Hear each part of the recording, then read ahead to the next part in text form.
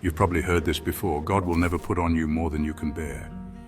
It sounds comforting, doesn't it? Like a promise that life's struggles will always be manageable. But what if I told you that it's a lie, that phrase? It's not in the Bible, and believing it can do more harm than good. Sometimes, actually, oftentimes, God does allow more than we can handle, and He does it on purpose. When life feels unbearable, when the weight of addiction, heartbreak, or failure crushes you, it's not because God has abandoned you, it's because He's calling you back to Him. You see, God knows we're not strong enough to carry these burdens alone. That's the point.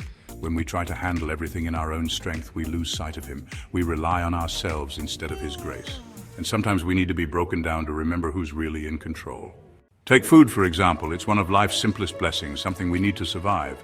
But it's also one of Satan's oldest and most subtle traps. Think back to Adam and Eve. The first temptation in history wasn't about money, violence, or power. It was about food, a single piece of fruit. But that fruit wasn't just food, it represented pride. The choice to step outside of God's will and decide for themselves what was good and what was evil.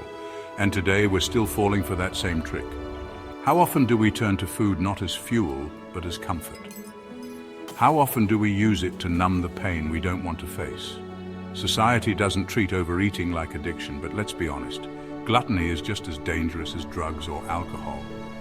It destroys the body, the temple of God. It's an escape, a distraction from the deeper issues in our hearts. Even Jesus wasn't immune to this kind of temptation. After fasting for 40 days, Satan approached him with this challenge: if you're the Son of God, command these stones to become bread. But Jesus didn't give in. He didn't rely on willpower or his physical strength. Instead, he said, "Man shall not live by bread alone, but by every word that proceeds from the mouth of God." Matthew 4:4. Esau's story teaches us the opposite lesson. He traded his birthright, his inheritance and destiny, for a bowl of stew. A single moment of indulgence cost him everything. That's what addiction does, doesn't it? Whether it's food, alcohol, drugs, or anything else, it promises relief in the moment, but leaves you emptier than before. It steals your joy, your health, your future. Here's the thing, you can't fight these battles with willpower alone. Your will isn't strong enough. But God's will, that's a different story. When Paul begged God to remove a thorn in his flesh, God didn't take it away. Instead, He said, "My grace is sufficient for you, for my power is made perfect in weakness." 2 Corinthians 12:9. God doesn't put more on you than you can bear. He puts more on you than you can bear alone, so that you'll turn to Him, so that you'll realize you need His strength, His grace, His power. But you have to let go of pride. You have to admit you're not strong enough, and that's hard, isn't it? Especially in a world that glorifies independence and self-reliance. But God calls us to something greater. He calls us to surrender. That's why I wrote, "There's power in pain and poetry." Some of you.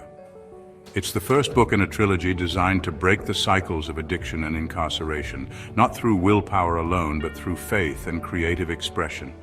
This book is for anyone who feels trapped. Maybe you're stuck in addiction. Maybe you're behind bars. Maybe you're drowning in shame or struggling to carry burdens that feel too heavy to bear. Wherever you are, know this. You're not alone. God is with you. He's waiting for you to give Him your burdens, your strongholds, your pain. Satan comes only to steal, kill, and destroy. He doesn't tempt you for fun. He tempts you to ruin you, but God came to give you life, and not just life, but life abundantly, or John 10:10. So whether you're battling food addiction, alcohol, drugs, or the weight of life itself, remember this: God's will for you is freedom.